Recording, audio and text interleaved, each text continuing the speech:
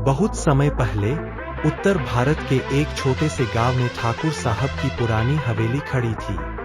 यह हवेली एक रेहेसे से घिरी हुई थी और गांव वालों के लिए यह एक डरावनी जगह बन चुकी थी।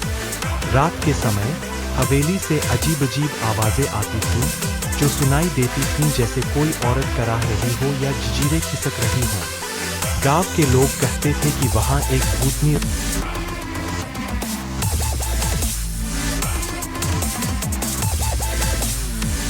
पहले उसे लगा शायद कोई जानवर है, लेकिन जब उसने ध्यान दिया तो यह आवाज इंसानी थी और दर्द से भरी हुई। उसका दिल तेजी से धड़कने लगा और वह नीचे उतर गया। हर कदम पर जमीन चरमराने लगी, जैसे हवेली में कोई उसका इंतजार कर रहा था। जब वह मुख्य हॉल में पहुंचा, तो उसकी आंखों के सामने एक सफेद साड़ी पहने हुए औरत खड़ी थी, जो बिना पाँव के जमीन पर टिके थी। भूतनी की आंखों में रेहेसे में चमक थी। उसने धीमी लेकिन कड़क आवाज में कहा, तुम्हें क्या चाहिए यहाँ? अर्जुन ने कांपते हुए कहा, मैं सच्चाई जानना चाहता हूँ। भूतनी मुस्कुराई और चेतावनी दी, सच जानोगे तो चैन नहीं मिलेगा।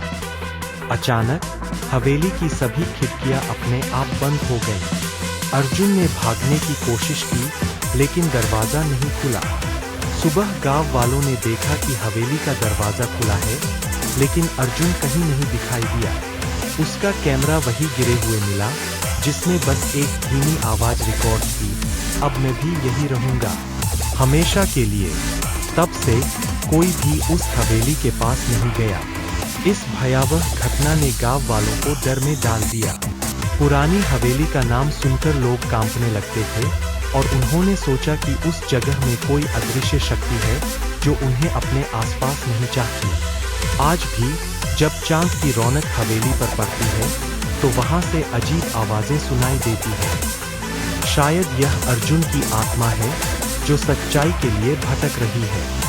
इस तरह पुराना हवेली एक स्थायी रेहेसे बन गई, जो न केवल गांव बल्कि आसपास के लोगों के लिए भी हमेशा के लिए एक बुरे सपने की तरह मौजूद रही।